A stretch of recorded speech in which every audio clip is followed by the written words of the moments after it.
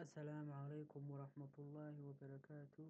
موضوعنا maanta wuxuu ku saabsan yahay sida loo bedelo qoraalka moobilkaaga adigoo isticmaalaya font style wax la yiraahdo moobilkaaga settingkiisa ku jira.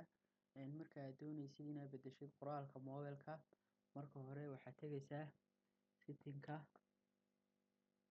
settingska ayaa tagaysaa. settingka caadi markaa u tagtid waxaa ka dooranaysaa halka ay ku qoran tahay display. markaad doorato waxaad dooranaysaa font style halka ay ku qoran tahay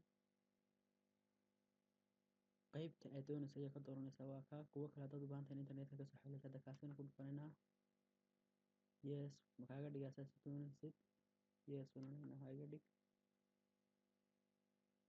halkaa yes ayaan ku dhufanaynaa.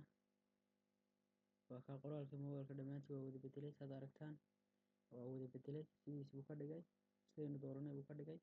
waa wax yar oo fudud oo easy ah waadna la qabsan kartaan qof kastaana bedeli kara. marka waa kaa assalaamu calaykum waraxmatullaahi wabarakaatu. mar labaadna waan idin salaamay dhammaantiin waadna mahadsantihiin. subscribe-tana ha ka ilaawina inaad channelka ku dhufataan aad taabataan. marka waa kaa.